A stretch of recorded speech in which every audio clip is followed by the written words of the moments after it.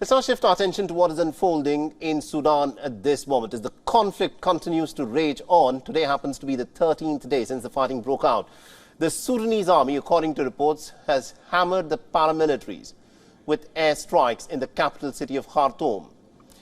Despite the US ceasefire negotiations, the Western Sudan region has witnessed some intense fighting. The situation on the ground, according to reports that have come in, is said to be fast deteriorating. The Sudanese people have been forced to flee from their homes, but the means of transport are very few and the charges are very high. This is the road that leads from the capital city of Khartoum to the Egyptian border, and the people say that enough is enough, and they're asking the warring generals to in fact sit down and to hold talks to try and resolve the conflict through negotiations. I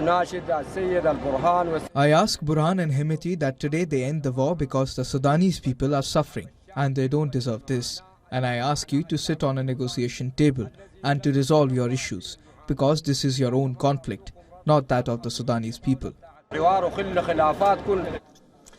Food supplies, gas and medicines are now running low in Sudan. Petrol pumps are said to be empty. Shops are running out of the stuff that they've got on their shelves, and most of the shops in fact are already closed. People are worried that if the fighting continues to rage on, then there'll be very little left for them to survive on. I have chronic diseases, diabetes and hypertension. Since the beginning of these events, I haven't found an open pharmacy. By coincidence, I found this pharmacy open and thank God I found the medicine. The fighting is intensified in the war-ravaged Darfur, with clashes between the army and the RSF going on for a second consecutive day. Due to the constant fighting, many civilians have in fact been stranded in their homes. They have to struggle for their basic needs. People have lined up for their commodities in the city of Omdurman near Khartoum. With the fighting intensifying, nations around the world are also rushing to evacuate their citizens from the war-torn region. The rescue operations have intensified to make most of the 72-hour ceasefire, which is barely holding at this moment.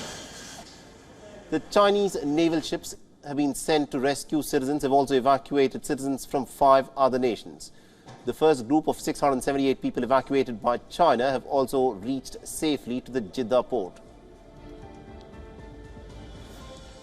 United Kingdom has urged its British nationals to leave Sudan immediately, as the ceasefire is going to end very soon. Britain so far has flown about 530 people out of Sudan. India's Operation Kaveri has so far evacuated at least about 1,100 people from the strife-torn African region.